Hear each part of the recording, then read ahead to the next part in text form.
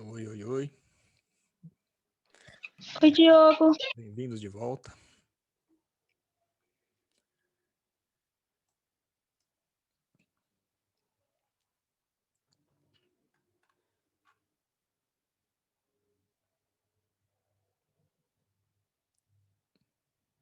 Ver se vai entrar mais alguém, senão a gente já vai começando a gente aqui.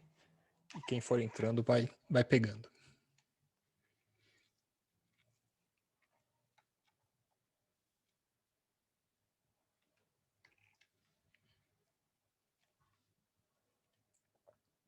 Bom, vamos lá. Estão vendo minha tela aí, né? Sim. Certo. Então vimos o vídeo, vamos ler de novo aqui o que eu quero saber. Tente descrever em 3 ou 4 frases o jogo que acabou de assistir, quais são as posições dos jogadores, quais são os objetivos do jogo e quais são os instrumentos utilizados por eles para alcançar o objetivo. Então, como estamos em 5 aqui, Carla, Janelle, Júlia e Milena. Cada uma gostaria de falar uma parte? Uma frase tentando descrever algum aspecto desse jogo? Vai lá, Júlia já deu um joia, pode começar, Júlia. Uma coisa que eu vi no vídeo e que a juíza fala é do pomo de ouro, né? Que um dos objetivos do jogo é pegar esse pomo de ouro. E pelo áudio eu entendi que era 50 pontos, ouvindo. Mas eu me lembro do livro que era 150 pontos. 150. Ela fala 150. Ela fala 150 points. Mas é então, eu só tava escutando o 50. Então, certo. Então, falamos um dos objetivos do jogo, pegar o pomo de ouro que vale 150 pontos. Muito bom. Quem mais?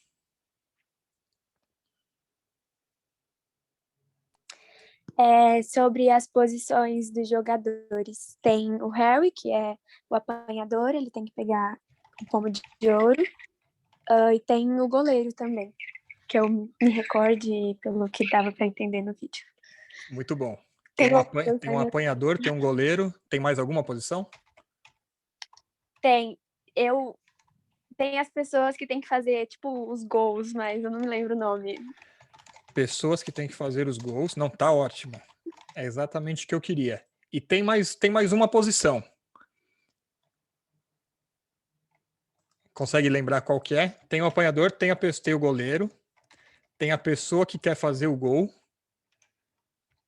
E tem um que ele pega que ele joga uma bola que bate no goleiro. Ele não é alguém que quer fazer o gol. É o batedor, né? Se não me engano. Batedor. O pessoal aqui tá versado no universo Harry Potter. Apanhador, batedor, pomo de ouro. Legal. Que mais? Próxima pessoa. Quem não falou ainda? Janelle e Carla. E Carla, é. Janelle, pode falar. Yo vi que ese juego es algo parecido al fútbol americano. Parecido com o futebol americano. Em que sentido? Sí. En el sentido de que todos quieren anotar y van todos contra el que tienen la pelota. Certo. Todo mundo entendeu, né? O que a Janelle falou? Vai todo mundo contra quem tá com a bola. Tentando derrubar a pessoa. É isso que quer dizer, Janelle? Sim. Derrubar a pessoa com a bola. Tô anotando aqui os comentários de vocês, porque depois a gente vai dar uma olhada nisso. Legal. Carla, gostaria de acrescentar alguma coisa? Eles também têm que marcar ponto com aquela bola que não é mágica. E ela só vale 10 pontos quando eles acertam no gol. Marcar pontos com a bola que não é mágica. Então, a gente tem vários tipos de bola, é isso? Sim. São 3, se eu não me engano. 3 tipos de bola. Como que são essas bolas? Qual que são a diferença entre elas? Eu sei que tem o pombo de ouro, tem aquela outra que eu não lembro o nome dela e nem sei muito bem o que ela faz. Eu sei que o batedor, eu sei que ela é meio doidinha, assim. Ela não vale ponto, não vale nada, e ela é meio doidinha. Bola E doidinha, tem tá. essa que ela é normal, é uma bola. Sim. Tá, tem um pomo de ouro, tem uma bola doidinha. Professor, Diga lá, Rafael. E uma bola tipo assim, desculpa atrapalhar, mas eu que sou um pouquinho de conhecedor de Harry Potter, aquela bola louquinha pra atrapalhar, ela só tá no jogo pra atrapalhar mesmo. Ela é usada justamente pra poder atrapalhar os dois times. Só pra atrapalhar, certo. Só pra atrapalhar, né? Então não espere nada dela, ela só tá ali pra isso mesmo. E qual que é a terceira bola? Tem o pomo de ouro, tem a bola doidinha que atrapalha. E a Uma de A bola fazer o outra gol. parte é a dos gols, né? A bola que você faz os gols. Isso, é dos gols, é normal, que vale 10 pontos. Ah, e tem uma bola que vale pontos. E como que faz os pontos? Vocês falaram em marcar gol, mas marcar gol eu penso no futebol, assim, uma trave com uma rede. Não é assim que acontece lá, né? Não, eles não- arremessam com a mão. Em um dos 3 aros redondos, Os anéis. aros. Ah, os aros. Tá, então Desculpa. temos outra palavra aqui, os aros redondos. El gol que ellos anotan es algo parecido como los Juegos Olímpicos. Ah, parecido com os Jogos Olímpicos? Sí. Que tipo de Jogos Olímpicos, Janelli? ¿Cómo? Você falou que o gol parece com Jogos Olímpicos? Sí, porque en los Juegos Olímpicos hay diferentes juegos y uno de esos es algo parecido a esos aros. Ah. Olha o que, tipo basquete?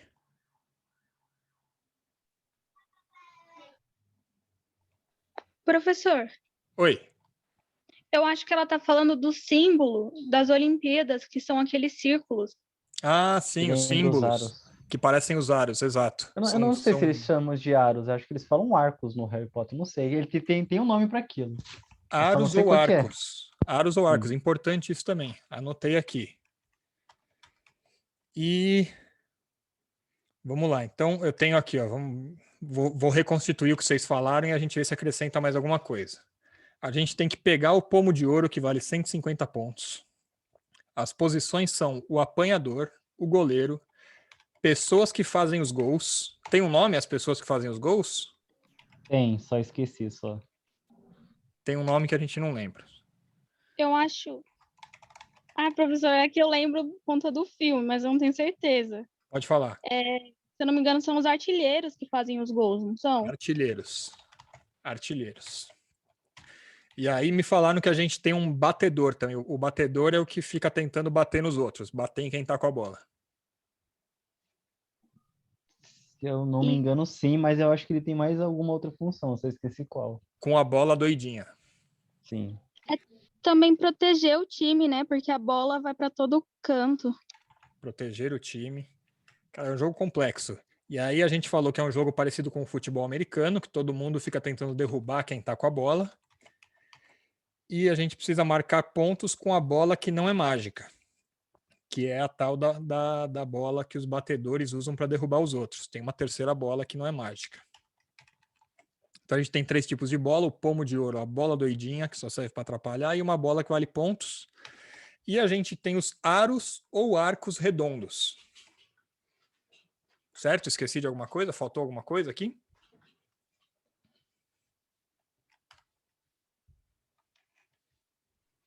Acho que tá certo. A gente tinha que falar do instrumento, né? Também. E os instrumentos? Isso. Boa. Os instrumentos. Quais são os instrumentos de jogo?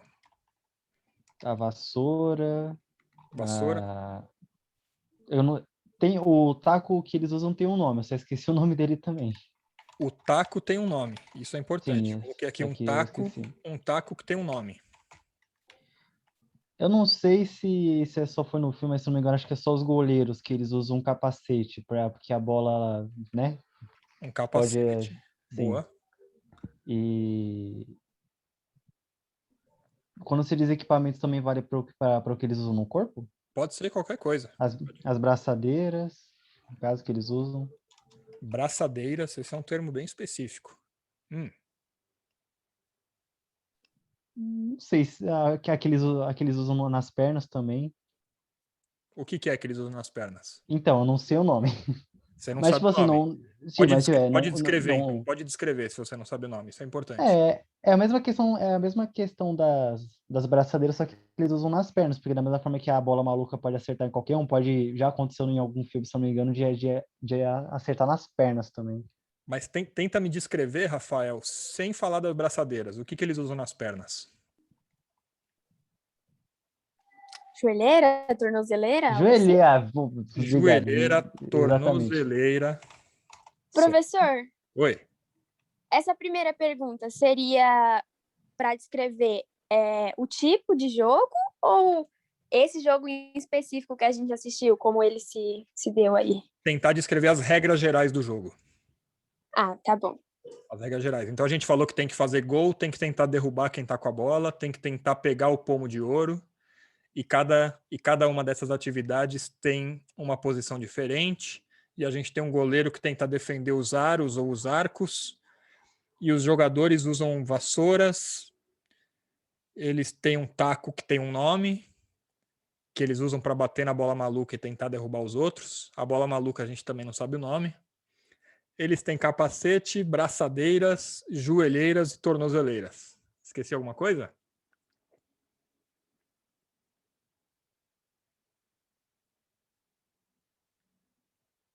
Acho que não. Não. Então tá bom. Então vamos seguir. Eu quero que a gente pare para pensar agora no seguinte. A gente ficou aqui quanto? 12 minutos para conseguir descrever um jogo que é até que relativamente simples. Por que a gente teve dificuldade em descrever esse jogo? Quais foram as dificuldades que a gente teve em descrever esse jogo? Só eu usar os termos corretos na linguagem que eles usam para cada objeto, que eles têm Olha, um meio correto de usar. os termos corretos na linguagem. Que linguagem? Que linguagem é essa? Que língua é essa? Não é português? Não, tipo assim, é a linguagem do jogo, o quadribol, que é o nome do jogo que eles colocaram no português. Eles têm uma maneira certa de dividir, de falar, de como que fazem as coisas. Na Tipo, não linguagem. é, assim, não é tipo aquela bolinha amarela, não, é o pomo de ouro. Na linguagem do jogo quadribol. E se a gente soubesse a linguagem do jogo quadribol, seria mais fácil descrever o jogo? Sim, não precisa fazer que nem a gente fez, tanta enrolação para poder falar o que é aquilo não, pô, aquilo ali, aquilo ali, aquilo ali, aquilo ali, ó. Você faz isso, eu faço isso. Não é uma coisa engraçada isso, gente? Se todo mundo aqui já soubesse que a bolinha pequena chama pomo de ouro, que as bolas malucas chamam goles, que o bastão chama bastão, Goles. que o rapaz, que quem é responsável por marcar gol chama artilheiro, que quem é responsável por defender chama batedor, que o outro chama goleiro. Se todo mundo já soubesse dessa linguagem específica desse jogo, a gente teria conseguido descrever o jogo muito melhor e muito mais rápido, não seria? Sim. Sim. E é daí que eu vou apresentar para vocês, tenham isso em mente, e eu apresento essa citação aqui, que é daquele pensador que eu comentei com vocês, que é da Martinica, o Frantz Fanon. O Frantz Fanon era um psicanalista e filósofo da Martinica. E ele diz o seguinte num livro que chama Peles Pretas, Máscaras Brancas. Um homem que possui a linguagem, possui também o mundo que essa linguagem expressa. O que vocês acham disso, a partir desse exemplo que a gente teve aqui com o Harry Potter? Concordam? Discordam? Concordo plenamente. Concordo.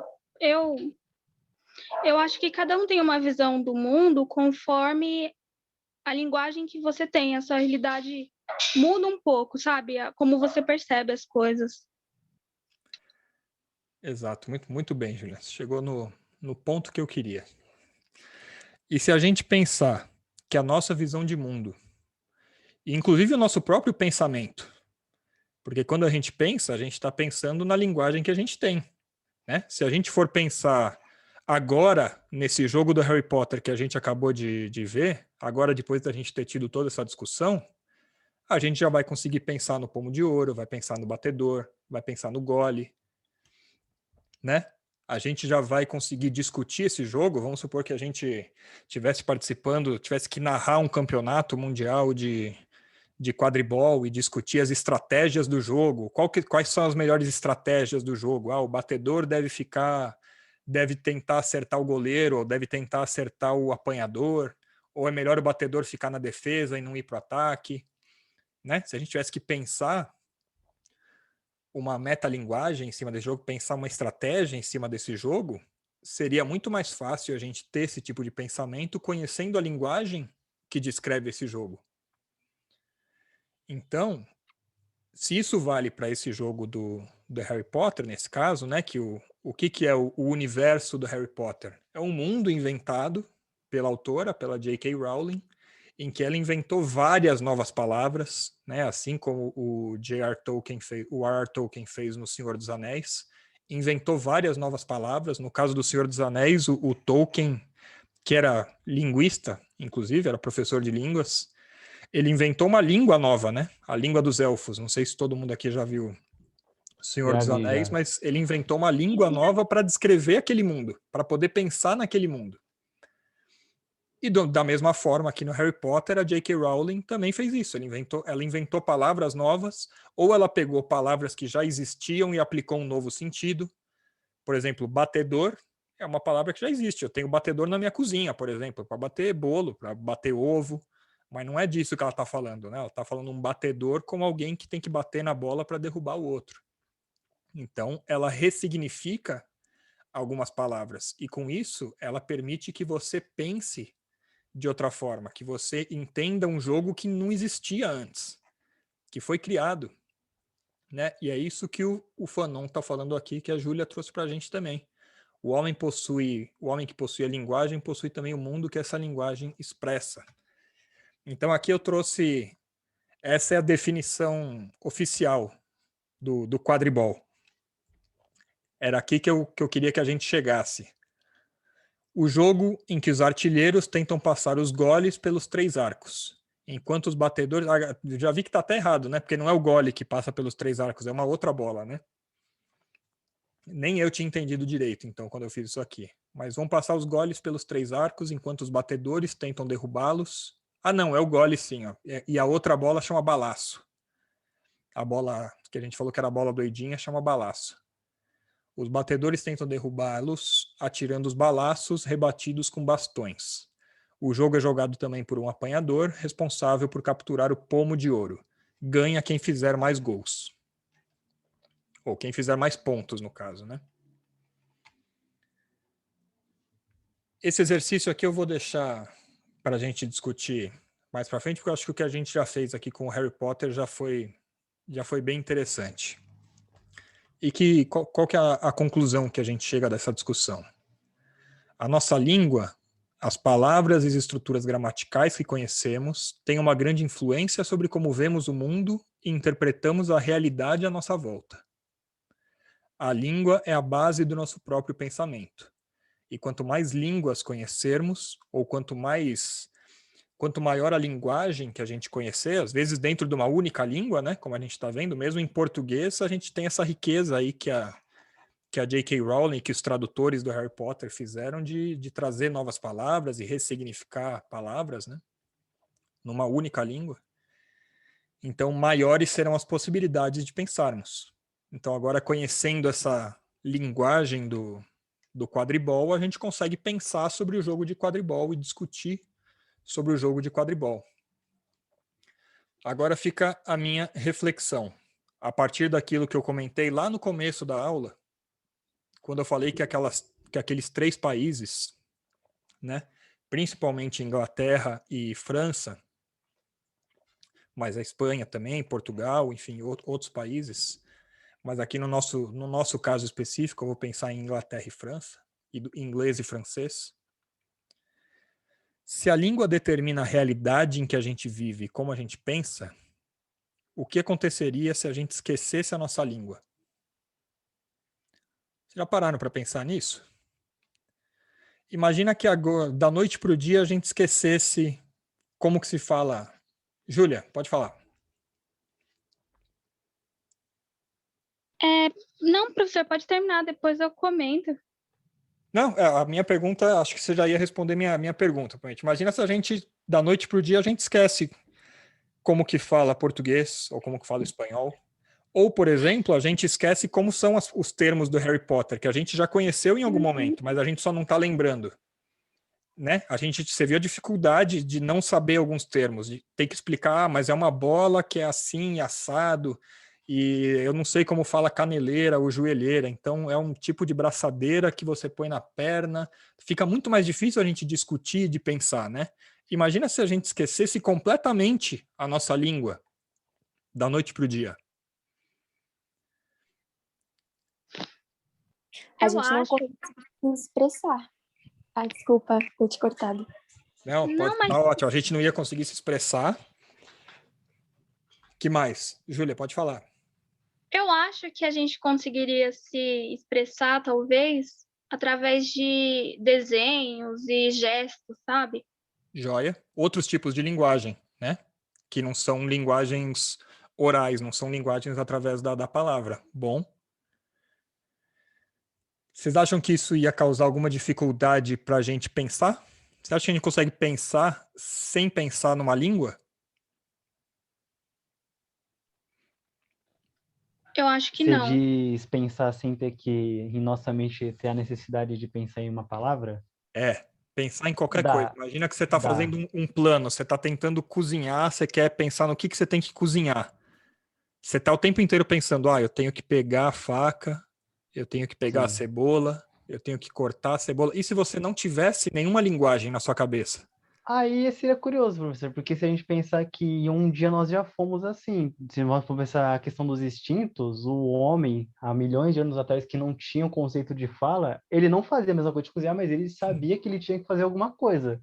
E ele não necessariamente usava a fala, ele sabia que, mano, eu tô com fome.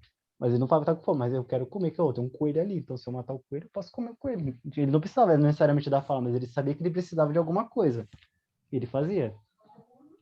Exato, muito, muito bem lembrado, Rafael. E se a gente pensar, devia ser uma vida muito mais simples, né? Porque o homem não ia conseguir fazer raciocínios muito complexos. Imagina se ele tentasse montar um computador sem ter língua nenhuma. Aí é complicado. Complicado. Acho que a Júlia tinha levantado a mão, ou não? Sim, Diga. o Rafael estava falando uma coisa e me lembrou. Assim, eu tenho 2 pets, né? Um gato e um cachorro. E eu acho que seria semelhante a eles, né? Porque eles vivenciam algo, têm essa experiência e isso meio que fica marcado sem necessariamente ter uma palavra, mas ter uma imagem ou algum gesto, sabe? Tanto que cachorro, eles não entendem o que você fala, e sim o gesto que você faz, né? Nossa, muito boa a sua colocação, Julia. Professor, Diga. só uma última observação minha aqui, que é, da mesma forma que você falou do pensador, tem um pensador que eu vejo, que eu gosto muito dele, que ele falava, porque já morreu há uns séculos atrás, que ele dizia, se eu não me engano, a partir do momento em que eu não vou lembrar exatamente o que ele falou, só vou dizer o que eu lembro. Ele falava, a partir do momento em que você entender aquilo que você transmite, mas não precisar transmitir ela, então você já entendeu o que você precisa fazer.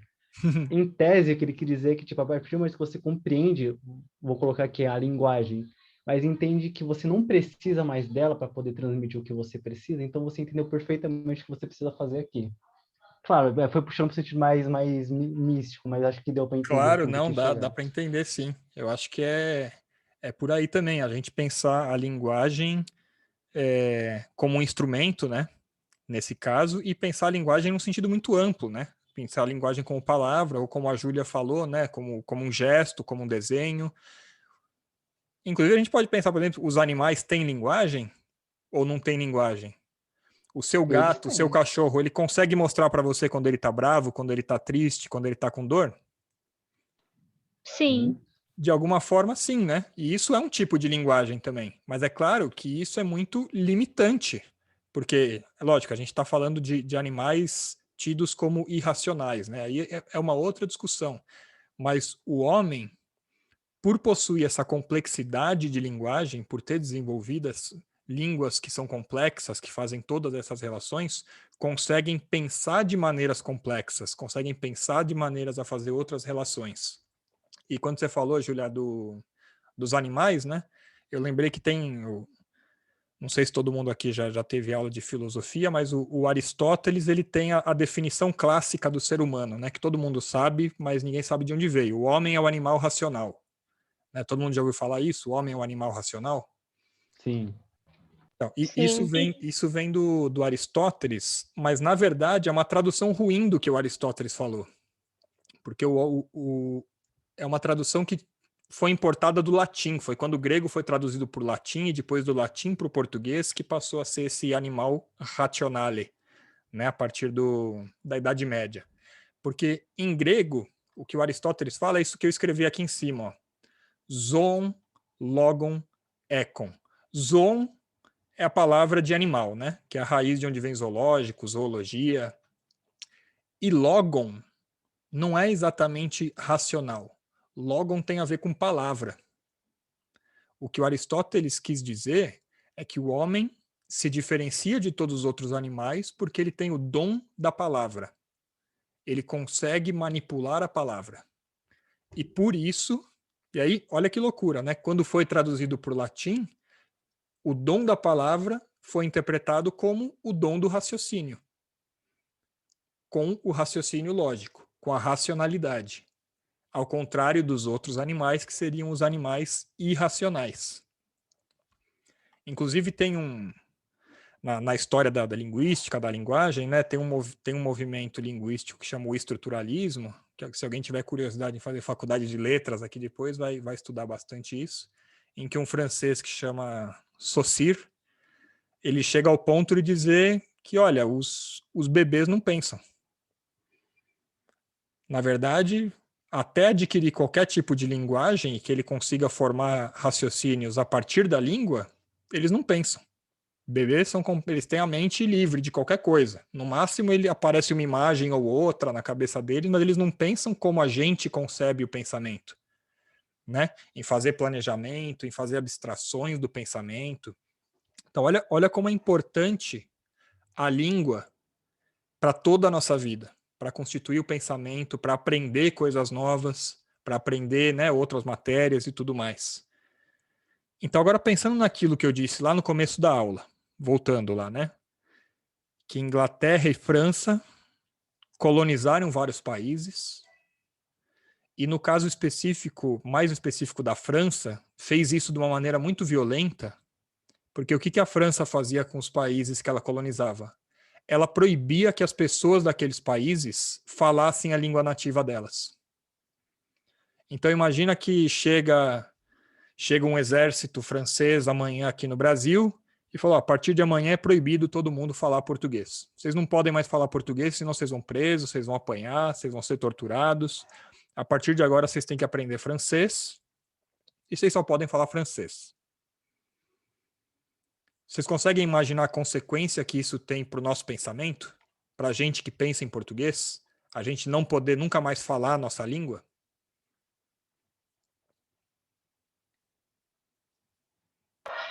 Eu acho que em longo prazo isso afeta o pensamento, né?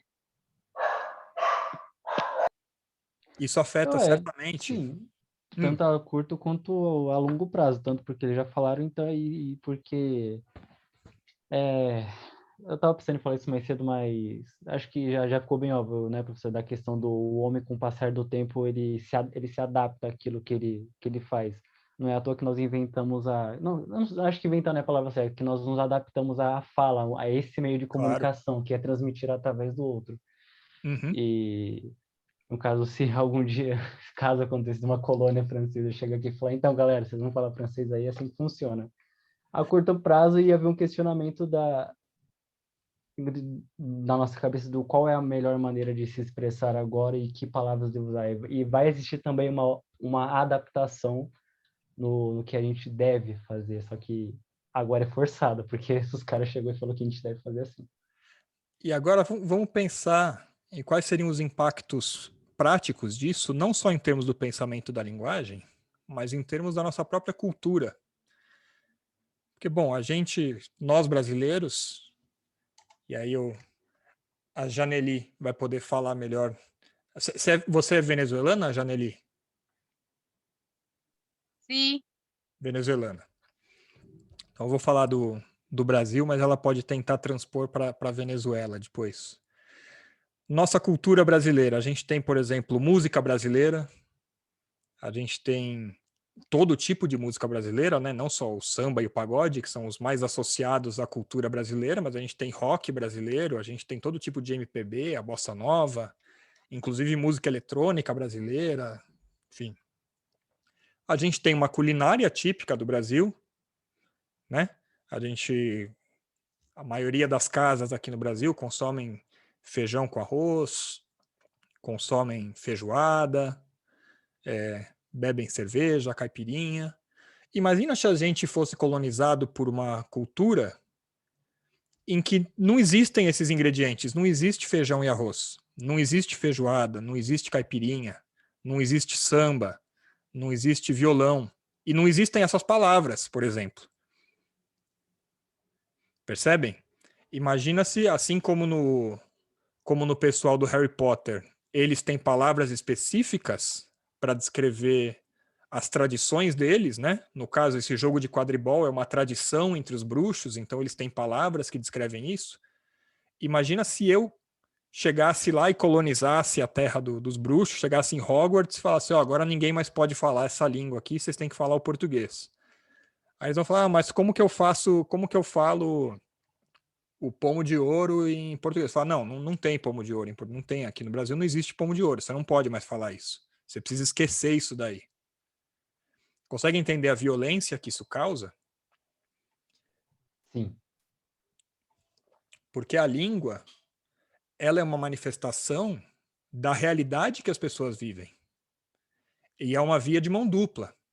Tanto a realidade da pessoa modifica a língua dela, como a língua dela modifica a realidade dela.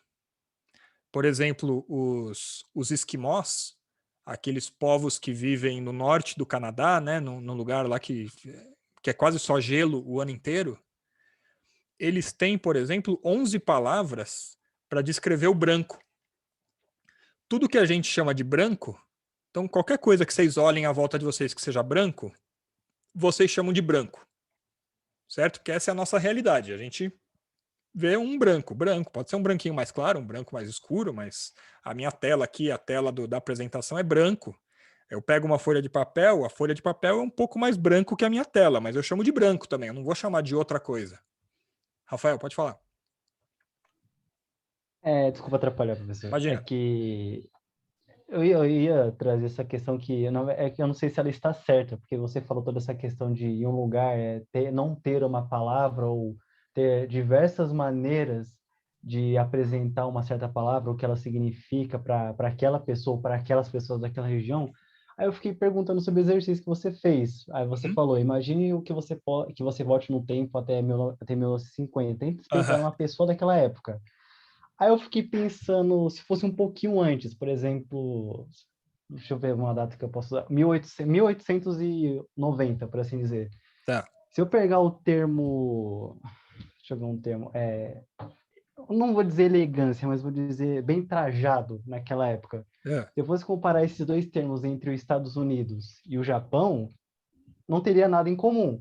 Porque se a gente tivesse que descrever isso, esse termo de bem trajado nos Estados Unidos, você imagina um homem de terno, cartola, possivelmente até uma bengala, uma questão de luvas, uma questão de ser um homem mais limpo. Se você ainda pega no Japão nessa época, o que eles vão dizer, o que eles vão interpretar, muitos vão colocar a questão do kimono, vão colocar a questão das tradições samurais, de ter uma questão totalmente diferente. Aí você pensa, tá, mas qual que está certo? Não existe certo, existe existe esta maneira dessa região de falar, existe essa maneira que a gente faz. Aí a questão do assassinato, da violência das palavras seria isso que você estava falando, é isso que eu queria comentar, só que me vem a Não, cabeça. perfeito, e o Japão é um exemplo muito bom para isso que a gente está pensando, né? Porque é uma cultura bastante diferente da nossa cultura ocidental. E quando a gente está pensando em Brasil, França, Estados Unidos, a gente ainda está pensando numa cultura ocidental que acabou se tornando, apesar de ter algumas diferenças importantes, né, entre os países, mais homogênea, de algum jeito, né? Bastante parecida. Mas imagina que alguém colonize o Japão e diga, por exemplo, que agora você não pode mais falar sushi. Agora você tem que usar a palavra feijoada só, porque o Brasil colonizou e no Brasil não tem a palavra sushi. Aqui só tem a palavra feijoada. E com o tempo, geração após geração, as pessoas vão assimilando isso e elas esquecem, inclusive, do próprio alimento sushi, porque elas não têm mais a palavra para descrever aquilo entre elas. Se elas só podem falar feijoada, elas só vão reproduzir na realidade delas e na vida delas a feijoada, e não mais o sushi. Imagina que loucura que seria isso, né? E é o que aconteceu durante esse período, principalmente do neocolonial, né? No fim entre essa época que você falou, mais ou menos, entre 1880 e 1870 e a Primeira Guerra Mundial, 1915, foram 50 anos em que houve um colonialismo muito violento, em que esses dois países especificamente, Inglaterra e França, colonizaram vários países, e no caso da França, mais especificamente, houve essa proibição de se falar a língua nativa. Isso acabou, inclusive, fazendo línguas desaparecerem da face da Terra. E deixa eu passar aqui para o próximo slide. Essa é uma das considerações que o Frantz Fanon vai fazer no livro dele, que eu comentei aqui, no Peles Negras, Máscaras Brancas, porque a história do Frantz Fanon é o seguinte, eu tenho que ver 3 minutos, dá tempo de eu contar a história dele, eu vou deixar para vocês esse exercício do WhatsApp para vocês pensarem em casa para a próxima aula. A história do Frantz Fanon é o seguinte, ele nasceu na Martinica em 1925 e ele foi educado então dentro dessa cultura francesa, que a Martinica era uma colônia francesa na época. E o Frantz Fanon, ele foi educado nessa cultura francesa de tal forma que ele achava que ele era francês. Sempre disseram para ele, você é francês, você é francês, você é francês. Até que a França entrou na Segunda Guerra Mundial, a França entrou em guerra também houve uma revolução também na Argélia, que era uma outra colônia francesa, e o Frantz Fanon foi para lá para lutar pela França. Ele falou, sou francês, eu vou lá defender a minha pátria, a França. Só que quando ele chegou lá, o próprio exército francês começou a tratar ele como um estrangeiro. Falou, não, você tem que ficar ali do lado, você não pode comer a mesma comida que a gente. Você vai ter que ficar com os outros estrangeiros lá. Você não é francês, você é da Martinica. E isso para ele foi um choque muito grande. Porque ele falou, poxa, na época ele já tinha 20 e poucos anos, ele já tinha se formado em medicina, em psiquiatria. Ele pensou, minha vida inteira me disseram que eu era francês, eu falo a língua francesa tão bem quanto qualquer outro francês, eu leio os escritores franceses, os poetas franceses, e agora eu chego aqui e dizem que eu não sou francês. Isso na cabeça dele foi uma virada de chave. Foi uma coisa que ele percebeu que mudou tudo que ele pensava a respeito.